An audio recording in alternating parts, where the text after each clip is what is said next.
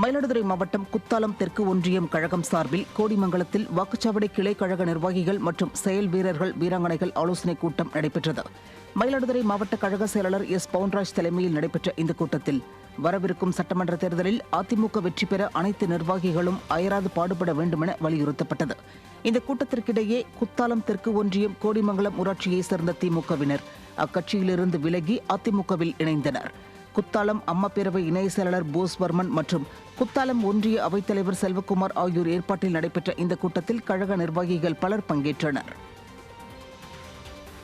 சேலம் மாநகர் மாவட்ட கழக நிர்வாகிகள் ஆலோசனைக் கூட்டம் நெடுஞ்சாலை நகரில் உள்ள அதிமுக அலுவலகத்தில் நடைபெற்றது.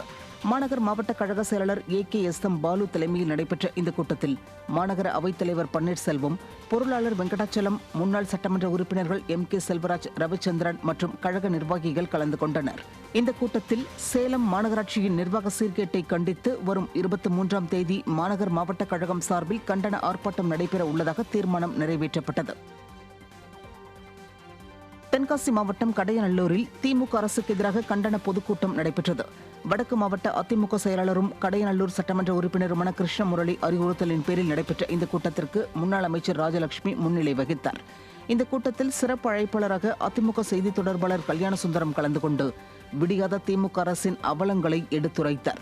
நகர செயலாளர் MK முருகன் ஏற்பாட்டில் நடைபெற்ற இந்த கூட்டத்தில் தகவல் தொழில்நுட்ப மண்டல செயலாளர் சிவ ஆனந்த் உள்ளிட்ட கழக நிர்வாகிகள் பலர் கலந்து கொண்டனர். திருவண்ணாமலை மாவட்டம் கிழக்கு நகர கழகம் சார்பில் அறிவொளி பூங்கா, காமராஜர் சிலை, கடலைக்கடை மூலை ஆகிய பகுதிகளில் தெருமுனை பிரச்சார கூட்டம் நடைபெற்றது.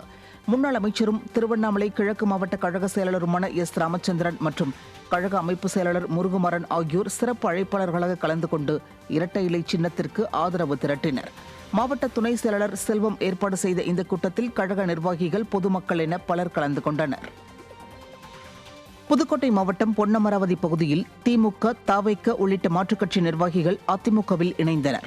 புதுக்கோட்டை தெற்கு மாவட்ட கழக செயலாளர் PK வைரமுத்து முன்னிலையில் மாற்றுக் கட்சிகளைச் சேர்ந்த 30க்கும் மேற்பட்ட இளைஞர்கள் தங்களை அதிமுகவில் இணைத்துக் கொண்டனர்.